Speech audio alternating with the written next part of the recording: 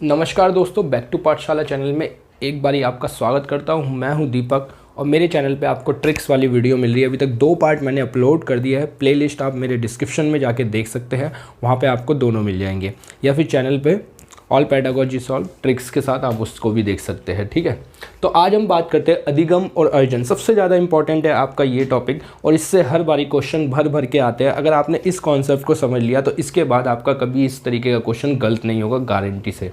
तो चलिए बात करते हैं अधिगम और अर्जन। अधिगम का मतलब होता है सीखना, अर्जन का मतलब होता है प्राप्त करना या अर्जित करना या किसी चीज़ को कलेक्ट करना। ठीक है, ये बात अब तो हम बात करेंगे यहाँ पे इन दोनों चीज़ों पे। तो सबसे पहले मैं इस पे बात करूँगा, जो अर्जन है। बालक जब आता है तो वो सारी चीज़ें अपने आसपास जो भी चीज़ होता है वो अर्जित करता है, देखम देख सीखता है हर चीज़ों को अपनी ज्ञानेंद्रियों के साथ, अपने हाव भाव के साथ। ठीक है, अपने विचार तो बहुत बाद में। जब छोटा बच्चा होता है तो वो क्या करता है, वो सबसे पहले अपनी ज़रूरतें कैसे बताता है, उसे भूख लगी है रो के व्यक्त करता है। तो यही चीज़ें हैं कि वो जो चीज़ें इस समाज में, सोसाइटी में या जो इस सृष्टि में दी गई है उसे वो अर्जित करता है। तो सबसे पहले इम्पॉर्टेंट है भाषा अधिगम में आपके लिए जो भी है, भाषा कैसे सीखी जाएगी, भाषा का प्रयोग कैसे करेंगे, भाषा के ज़्यादा से ज़्यादा प्रयोग कैसे करें, तो उन सब के बारे में मैं इसमें बात करूँगा। तो सबसे ज़्यादा इंपॉर्टेंट है अर्जन, प्राप्त करना, अर्जित करना सबसे इंपॉर्टेंट है। जब भी आप अर्जन की बात करेंगे तो यहाँ पे सबसे ज़्यादा अवसर देने की बात की जाएगी कि बालक को सबसे ज़्यादा अवसर देने पड़ेंगे, जब भी वो इन चीज़ों को ज़्यादा बढ़ोतरी से सीखेगा। जितने उसे अवसर दिए जाएंगे, जितने मौके दिए जाएंगे तो वो सीखेगा। तो अधिगम जो इसके बाद है, जबकि ये अधिगम वर्जन है, क्योंकि यहाँ पे उसने प्राप्त किया तो यहाँ पे वो सीखेगा ज़रूर, कुछ ना कुछ क्रिएटिविटी ज़रूर करेगा, उसको वो सही भी करेगा, गलत भी करेगा, और इससे उसकी कल्पना शक्ति भी बढ़ेगी, चिंतन शक्ति भी बढ़ेगी, तर्क शक्ति भी बढ़ेगी और उसमें कार्य करने की क्षमता भी बढ़ेगी। तो ये हो गया भाषा शिक्षा। ठीक है, अधिगम वर्जन में तो ये दोनों पार्ट आपके, पहला मैं इसको नाम दे देता हूँ और दूसरा मैं इसको देता हूँ अर्जन को। तो चलिए हम बात करते हैं अधिगम और अर्जन का। मैंने चार्ट बना रखा है ये, जैसे कि आप देख रहे हैं।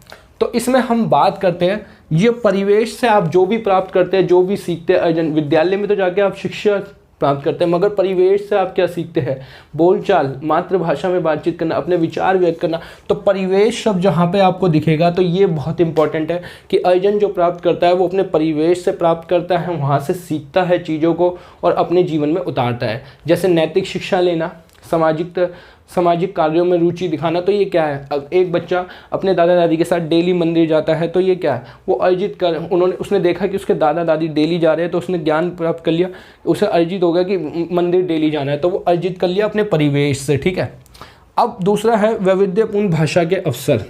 सबसे ज़्यादा इंपॉर्टेंट, और यही टैग वर्ड आपको पेपर में दिखता है सबसे ज़्यादा, ये टैग वर्ड है सारे। ठीक है, जिस पे आपकी पेडागोजी हिंदी वाली सॉल्व कर रहा हूँ मैं। ठीक है, वैविध्यपूर्ण भाषा के अवसर। अब जो भाषा सीखने के अवसर है वो कई तरीके से है, लिखित रूप में भी है, प्रिंट रूप में भी है, ज़्यादा से ज़्यादा बोलचाल के अवसर भी है, आदान प्रदान है। ठीक है, चित्रों के द्वारा भी है। ठीक है, पिक्चरों के द्वारा है, बहुत सारे हमारे साधन है जिससे हम। और वैविध्यपूर्ण भाषा के अवसर क्या है, हमें ज़्यादा से ज़्यादा बोलचाल के अवसर देने हैं बालक को, और उसकी भाषा को प्रमुखता देनी है, जो मातृभाषा में सीख के आया उन चीज़ों को हमने यहाँ पे। ठीक है, भाषा के विभिन्न रूपों से परिचित। अब जो ये विभिन्न रूप है, इधर आप देखेंगे कि मौखिक भी हो सकता है और लिखित। तो ये दोनों चीज़ें हमारे सामने यहाँ पे हैं, तो इन दोनों रूपों से हमें उसे परिचित करना है। ये वाला तो वो अपने मातृभाषा में करता है, ये हमारा विद्यालय शिक्षा में है। ठीक है, ये ठीक है। अब लिख के भी हम बताते हैं, इससे भी अपने विचार आदान प्रदान करते हैं। मातृभाषा में भी हम बोल के कि माँ मुझे खाना चाहिए। अब इधर वो लिख के, बहुत सारे बच्चे कविताएं लिखते हैं, बहुत चीज़ें होती है तो लिखित वाले में। ठीक है, अब भाषा के विभिन्न रूपों से परिचित कर दिया। अब इसमें उसकी बहुत सारी छटाएँ भी आ जाएंगी, कविता आ जाएगी, नाटक आ जाएगा। ठीक है, इस तरीके के उपन्यास वगैरह। तो भाषा के विभिन्न रूपों से भी परिचित करा देंगे। मेन है मौखिक और लिखित वाला। अब सीखने सिखाने की पद्धति है। अब ये जो भाषा अधिगम व अर्जन है ये सीखने पे भी जोर देता है और सिखाने पे भी। पहले तो हम यहाँ पे सिखाने पे कि प्राप्त करेगा, अर्जित करेगा, कोशिशें करेगा, बहुत ज़्यादा प्रयास करेगा कि बोल सके। फिर उसके बाद वो सीखने में, जब वो इसको सीख जाएगा तो यहाँ पे अधिगम, वो और ज़्यादा उसमें निपुण होने के लिए और चीज़ें सीखेगा, प्रैक्टिस करेगा। तो सीखने सिखाने की पद्धति, तो ये भी एक टैग वर्ड है आपका। अब बात करते हैं नेक्स्ट, बहुसांस्कृतिक। तो ये हमारे समाज, परिवेश, इसी से जुड़ा हुआ एक पार्ट है। ये वर्ड आपको बहुत बारी दिखता है। और ये बहुसांस्कृतिक, यहाँ पे बहुत सारी संस्कृति के बच्चे होते हैं जो अलग अलग परिवेश से आते हैं, तो वो भी इसमें भाषा के प्रयोग से या सीख कर अधिगम को सीख सकते हैं। पहले क्या करेंगे, अर्जन करेंगे अपने परिवेश से, फिर वो क्या करेंगे, अधिगम सीखेंगे वहाँ पे जाके। तो ये बहुसांस्कृतिक अलग अलग, अब जैसे कि आपकी एक क्लास है समावेशी, तो उसमें भी बहुत अलग अलग तरीके के डिफरेंट टाइप के बच्चे हैं। किसी का आईक्यू लेवल बहुत हाई है, किसी का बिल्कुल लो है, किसी का मीडियम है। तो बहुत ही अलग अलग तरीके के बच्चे आपको यहाँ पे दिख जाएंगे, ठीक है। अब चलते हैं नेक्स्ट। इसके लिए अधिगम और अर्जन के लिए समृद्ध भाषिक वातावरण, तो हमें जो भाषा वातावरण देना होगा वो ऐसा समृद्ध होना चाहिए कि जहाँ पे भाव अनुकूल, अवसर अनुकूल और अवसर ज़्यादा मिले। तो इन तीनों बातों को ध्यान रखना है कि अवसर देने हैं बालक को, और जो भाषा का प्रयोग हो या जो कार्य हो वो भाव अनुकूल हो, और उसमें जो बात कही गई हो वो भाषिक परिवेश जो उसका दायरा है उसके इर्द गिर्द ही रहे, और वो कहाँ से हो, उसके रोज़मर्रा की ज़िंदगी से, जो NCF में बात की गई है। तो ये चीज़ें हो गई यहाँ तक। अब जो ये अधिगम है ये बड़ा प्रयासपूर्ण होता है, क्योंकि इसमें बहुत ज़्यादा प्रयास करना पड़ता है जब वो ये सीख पाता है। आप सोचिए कि आप एक ड्राइवर है, गाड़ी चलाना सीख रहे हैं। अब आपके घर के सामने गाड़ी खड़ी है, अब आपको सीखनी है, तो अब आप प्रयास करेंगे, हर दिन कोशिश करेंगे, ड्राइविंग स्कूल ज्वाइन करेंगे। तो प्रयासपूर्ण इस पर हमारा कब्जा होता है। तो जो प्रयासपूर्ण हम कार्य करेंगे जब भी इन चीज़ों को सीखा जाएगा। और सीखना क्या है, जिंदगी भर चलने वाली प्रक्रिया है, जीवन टू मृत्यु तक, ठीक है। तो सीखना जो है हमारा बिल्कुल प्रयासपूर्ण चलता है, और ये बालक जीवन वो गर्भावस्था से लेके उसके वृद्धावस्था और मृत्यु तक चलता ही रहता है वो प्रयास, सहज स्वाभाविक रूप से। और ये कैसे सीखा जाएगा, बिल्कुल ऐसा ही वर्ड आपको पेपर में दिखता है, सहज और स्वाभाविक रूप से, कि सहज रूप से इस चीज़ को अपनाना पड़ेगा, उसको प्राप्त करना पड़ेगा, उसको सीखना पड़ेगा। जब आप इन चीज़ों पे अपना कब्जा कर सकते हैं, आप उनको अच्छे तरीके से यूज़ कर सकते हैं। नियमबद्ध व्यवस्था, तो भाषा जो है नियमबद्ध व्यवस्था, जैसे इसके कौशलों के बारे में बात करी थी हमने चारों, कि वो एक परस्पर एक दूसरे से संबंधित है। तो वही बात है कि नियमबद्ध तरीके से पहले हम प्राप्त करेंगे, किसी चीज़ को देखेंगे, फिर उस पे हम उस चीज़ को करने की कोशिश करेंगे। आप देखते होंगे बहुत सारे आजकल बच्चे क्या करते हैं कि वो बहुत सारी पेंटिंगें देखते हैं, उसके बाद वो देखते देखते उस चीज़ को बनाने की कोशिश करते हैं। 1-2 बारी नहीं बनी, फिर 3 बारी बनाई, तो ऐसे वो चीज़ों को प्रैक्टिस करते हैं। तो ये तो मैंने एक किताब का चित्र बनाया था। तो ऐसे आपको कर सकते हैं, बिल्कुल नियमबद्ध व्यवस्था से किसी भी चीज़ को सीख सकते हैं। बहुत ही सांस्कृतिक और सामाजिक, तो ये दोनों ही इसके द्वारा इसमें बहुत महत्वपूर्ण भूमिका अदा करते हैं, क्योंकि जो एक परिवेश या समाज की जो वो है संस्कृति है, वो इसमें अहम रोल निभाएगी। क्योंकि जब बच्चा सीखता है वो कहाँ से सीखता है, अपने समाज से, अपने परिवेश से, और उस परिवेश की जो संस्कृति है उसको वो जरूर अपने जीवन में अपनाता है। जैसे कि अपने धर्म के बारे में बातचीत करना, तो ये सारी चीज़ें अधिगम व अर्जन से रिलेटेड। मैंने अधिगम और अर्जन बिल्कुल सरल तरीके से समझाया। ये अगर वर्ड आपको कहीं भी पूरे इस क्वेश्चंस में दिख जाए कहीं भी, तो आप समझ लेना आपके आंसर यही वाले टैग वर्ड वाले होंगे। प्रयासपूर्ण करना, किसी बालक को प्रयासपूर्ण पे, सहज स्वाभाविक, तो ये सारे पॉजिटिव वर्ड हैं, इन पे ध्यान दे के काम करना। और यही वो वर्ड है जहाँ से आपके क्वेश्चन बनते हैं। भाषा के विभिन्न रूपों से परिचित करना, वैविध्यपूर्ण भाषा के अवसर, ये सबसे ज़्यादा यूज़ होता है हमारे CTET में। ये सबसे ज़्यादा है। विविध प्रकार की सामग्री देना, विविध प्रकार के भाषा के अवसर देना, वो कैसे होंगे, बोलचाल कर, बातचीत करके, वाद विवाद करके, ये भी एक तरीका है। तो आप बहुत सारी चीज़ें बिल्कुल पॉजिटिव वर्ड पर जाइए, और बिल्कुल टैग वर्ड है ये, बिल्कुल आसानी से। अब चलिए इसके क्वेश्चन देखते हैं। बहुत आसान क्वेश्चन आते हैं, आप देखते ही बता देंगे आराम से कि क्या चीज़ें पूछी गई है। तो चलिए क्वेश्चन देखते हैं इसके। जैसा कि आपने ऊपर भाषा और अर्जन के बारे में ऊपर पढ़ा, अब उससे रिलेटेड हम क्वेश्चन पढ़ते हैं। टैग वर्ड पे ही किस तरीके से आप क्वेश्चन सॉल्व करेंगे, और CTET में ये ट्रिक आपकी 100% वर्क करती है अगर आप ध्यान से इन सारी वीडियो को देख लेते हैं। और ये हमारा तीसरा पार्ट है। तो चलिए हम देखते हैं तीसरा क्वेश्चन। भाषा अर्जन और भाषा अधिगम में महत्वपूर्ण अंतर है। CTET 2012 में आया। भाषा की पाठ्य पुस्तक, ऑप्शन ए। ऑप्शन बी भाषा सीखने सिखाने की पद्धति, ऑप्शन सी भाषिक परिवेश की उपलब्धता, या ऑप्शन डी भाषा की कठिनाई स्तर। तो बताइए कौन सा होगा। तो चलिए, हमने जो बात कही थी भाषा की पाठ्य पुस्तक, नहीं जी, पाठ्य पुस्तक से जो बच्चा विद्यालय नहीं आता वो भी तो भाषा सीखता है और अर्जन भी करता है और वो सीखता रहता है, ठीक है। भाषा परिवेश की उपलब्धता थोड़ी बहुत ठीक है, भाषा कठिनाई का स्तर नहीं जी। तो ऑप्शन नंबर जो सीखने सिखाने की पद्धति है वो हमारी सबसे महत्वपूर्ण है भाषा सीखने से। जरूरी नहीं कि आप विद्यालय जाके भाषा सीखें। चलिए एक और क्वेश्चन लेते हैं, आगे बढ़ते हैं। सुलेखा जब तक बच्चों के साथ बातचीत करती रहती है वह एक शायद बच्चों की परीक्षा ले रही है, बी समय नष्ट कर रही है, बच्चों की भाषा अर्जित करने के लिए परिवेश दे रही है, या ऑप्शन डी बच्चों को वाचल बनाना चाहती है। तो वो परीक्षा ले रही है, बिल्कुल गलत है। वो समय नष्ट कर रही है, बिल्कुल गलत है। वाचल बनाती है, थोड़ा बहुत ठीक है कि उन्हें बोलना सिखा रही है, पर उचित नहीं है। तो जो बच्चों को भाषा अर्जित करने के लिए परिवेश दे रही है, जिस पे सबसे इम्पॉर्टेंट है, सुलेखा जो काम कर रही है वो परिवेश दे रही है, मतलब उन्हें पॉजिटिव अवसर दे रही है, उन्हें अवसर दे रही है कि वो ज़्यादा से ज़्यादा भाषा पे बात करे, ठीक है।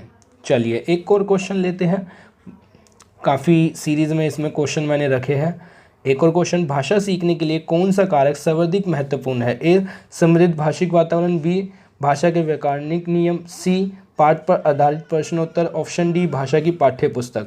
तो पाठ्य पुस्तक कुछ हद तक ठीक है, चलिए पाठ पर आधारित प्रश्नोत्तर भी ठीक है, भाषा के व्याकरणिक नियम, ये सारा एक हमारा टेक्स्ट बुक से रिलेटेड है।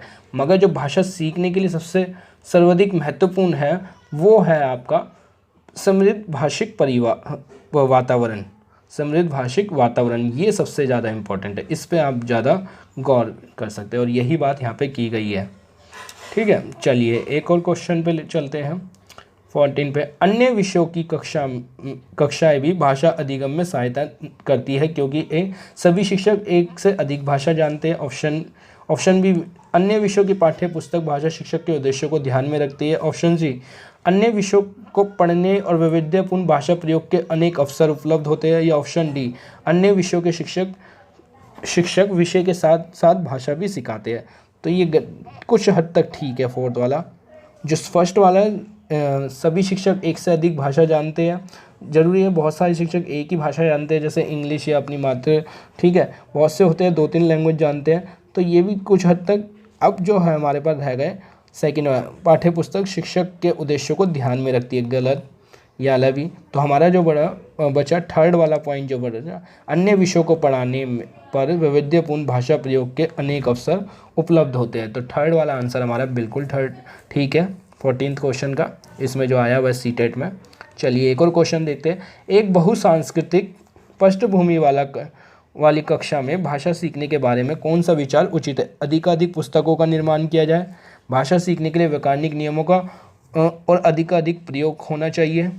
चलो ठीक है, तीसरा भाषा परिवेश का निर्माण किया जाए ताकि भाषा अर्जन की सहज स्थिति बन सके, या ऑप्शन डी बच्चों में भाषा सीखने की क्षमता बलपूर्वक विकसित करनी है। तो एनसीएफ ने साफ कहा है कि हमें बलपूर्वक नहीं करना, अधिकाधिक पुस्तकों का निर्माण नहीं करना, तो 2 ऑप्शन तो हमारे ये गलत हो गए, ठीक है। अब हमारे 16 के बचे व्याकरणिक नियमों का अधिकाधिक प्रयोग, ये भी नहीं है कि हम ज़्यादा नियमों से उन्हें पढ़ाएं। तो हमें क्या करना, भाषा परिवेश का निर्माण किया जाए ताकि भाषा अर्जन की सहज स्थिति बन सके। तो हमारा जो आंसर होगा वो थर्ड वाला, सहजतापूर्ण हम कार्य कर सके, ठीक है।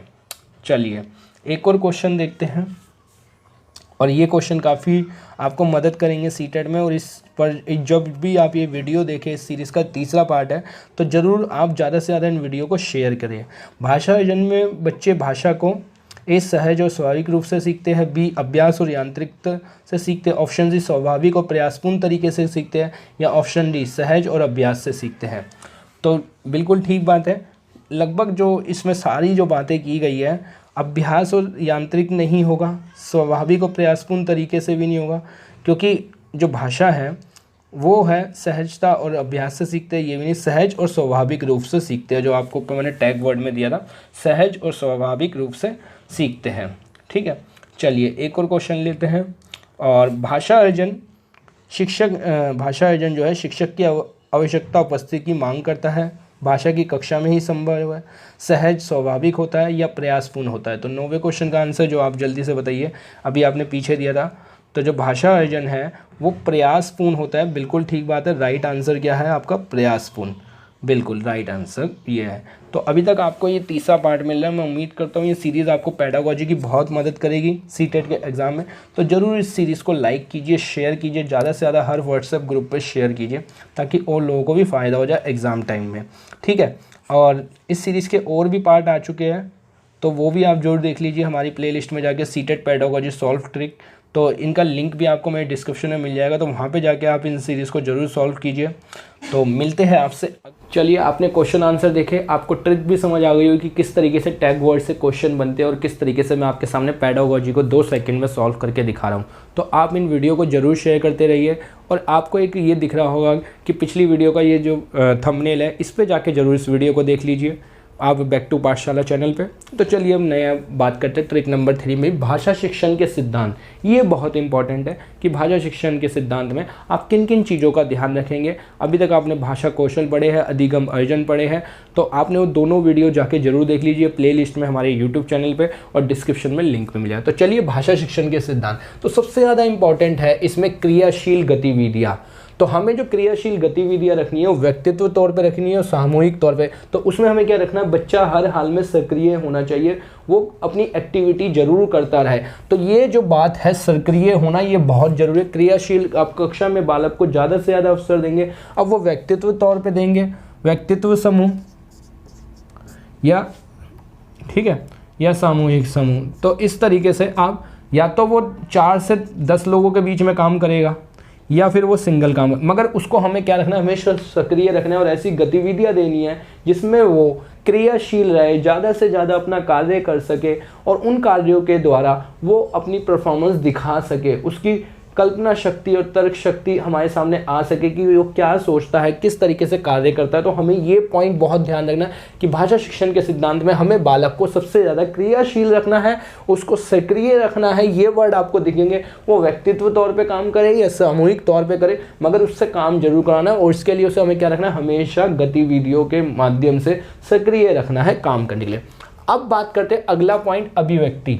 तो हमें बालक को ज़्यादा से ज़्यादा भाषा शिक्षण में जो उसको मौके देने हैं, उसकी भाषा को तवज्जो देने हैं, उसको बोलने के अवसर देने हैं कि वो अपनी बात कह सके। तो अभिव्यक्ति आप मौखिक रूप में भी करवा सकते हैं और लिखित रूप में भी, दोनों तरीके से उसकी अभिव्यक्ति इम्पॉर्टेंट है कि बस वो जवाब दे, वो सक्रिय रहे, उसकी तरफ से कोई ना कोई आंसर आए, क्या वो गलती आए, मगर उसमें जो है उसकी झिझक बोलने में जो वो झिझकता है बोलने में या डर है, उसको ख़त्म करना है अभिव्यक्ति के मौके।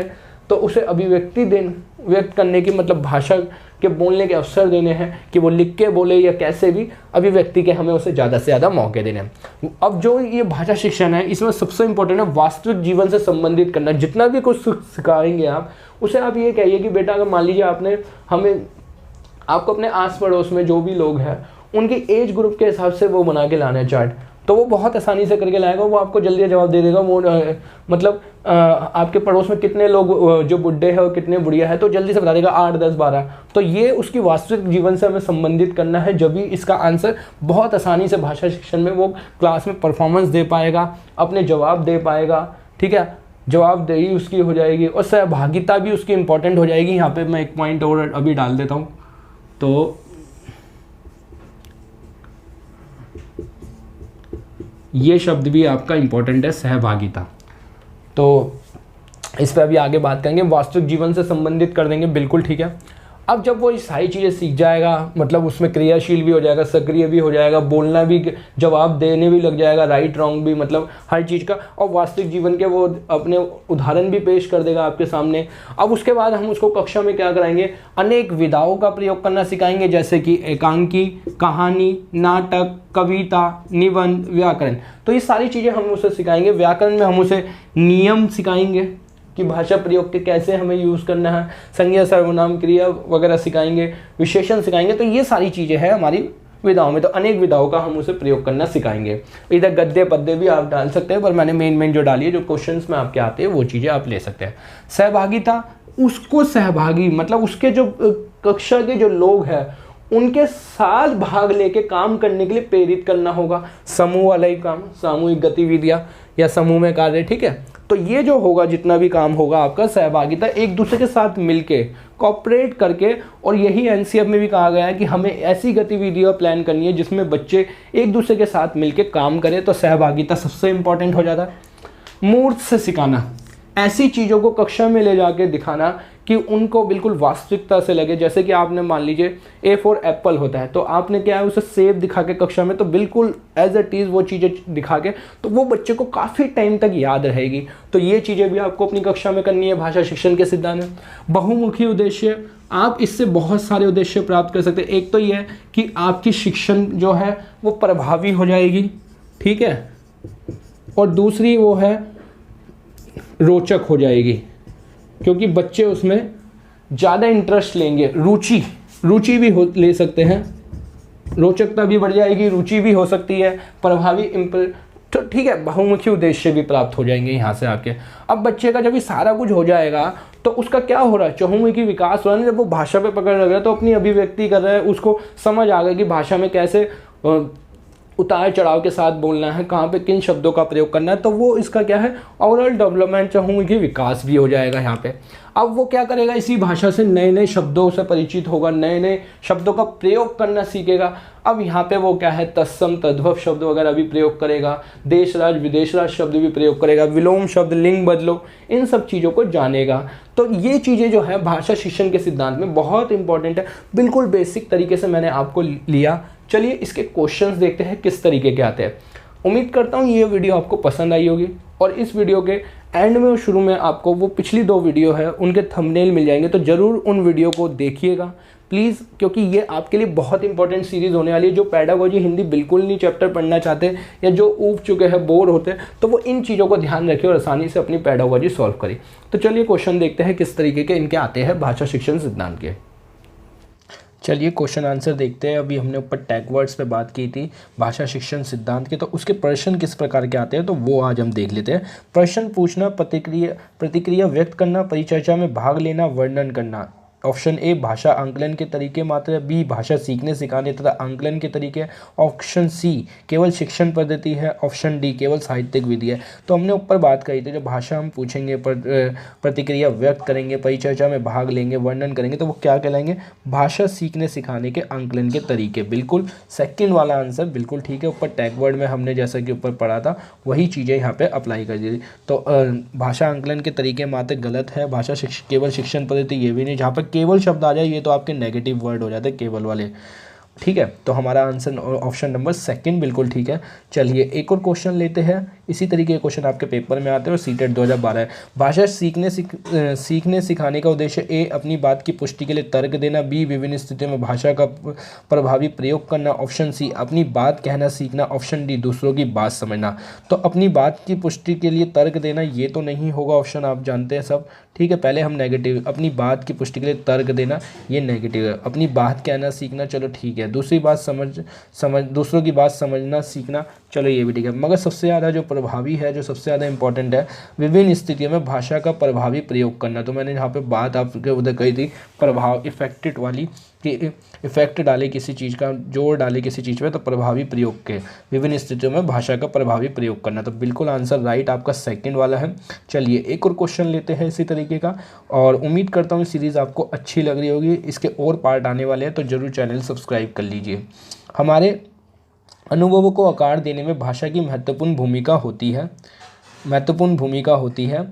इसका शैक्षिक निहितार्थ यह है कि भाषा की कक्षा में 2014 में आया हुआ डायरी लेखन पर जोर दिया जाने ताकि लेखन परिपक्व बन सके। ऑप्शन बी बच्चों के विविध संदर्भों में अनुभव करने के विविध अनुभवों से स्वयं को जोड़ने के अवसर दिया जाए, या ऑप्शन सी सदैव अनुभवों पर बातचीत की जाए, या ऑप्शन डी अनुभवों का लेखन कार्य बढ़ाया जाए। तो अनुभवों का लेखन कार्य बढ़ाने से हमारा कोई फ़ायदा नहीं होगा, ठीक है। वो लिखने की क्षमता विकसित हो सकती है बस, और सदैव अनुभव ये भी नहीं हो सकता कि एक ही तरीके की हम बात करते रहे कक्षा में, ठीक है। तो जो फर्स्ट है डायरी लेखन पर जोर दिया जाए ताकि लेखन पर, तो लिखने पर ये तो रटंत प्रणाली में हो गया, तो सारे नेगेटिव होगा एक तरीके से। तो हमारा जो है ऑप्शन सही है, बच्चों के विविध संदर्भों में अनुभव करने की विविध अनुभवों से स्वयं को जोड़ने के अवसर दिए जाए, ठीक है। बिल्कुल राइट आंसर 35 का हमारा सेकंड वाला है। चलिए एक और क्वेश्चन लेते हैं इसी तरीके का।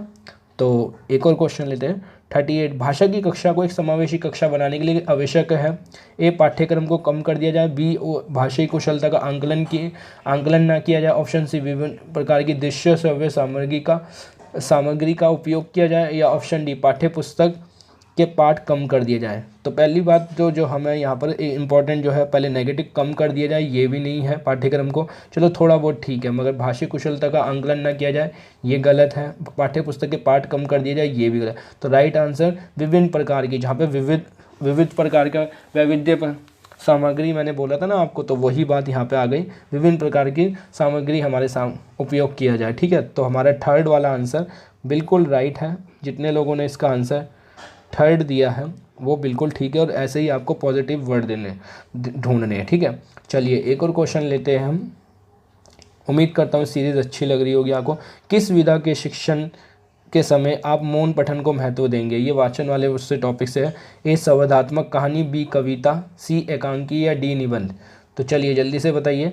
तो इसमें कहानी में भी थोड़ा बहुत आप पढ़ते, कविता गहनता के साथ एकांकी भी आप उसमें पढ़ेंगे। ठीक है, पात्र योजना, मगर जो निबंध है वो आप सिंगल में पढ़ेंगे। तो आपका राइट आंसर जो होगा यहाँ पे हमारा पहले वाले का फोर्थ वाला होगा, मौन पठन में पढ़ेंगे। ठीक है, चलिए एक और क्वेश्चन। भाषा शिक्षण की प्रक्रिया सीटेट 2012 में ए अत्यंत जटिल प्रक्रिया, बी भाषा की कक्षा में ही संभव है, ऑप्शन सी घर में ही संभव है, या ऑप्शन डी विभिन्न विषयों की कक्षाओं में भी संभव है?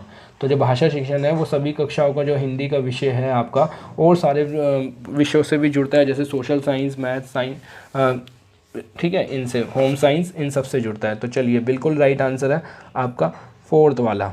तो चलिए एक और क्वेश्चन देखते हैं इसी टाइप का। आपको बहुत सारे क्वेश्चन में इसी टाइप टैग वर्ड्स पे दिखा रहा हूँ जो आए हुए हैं।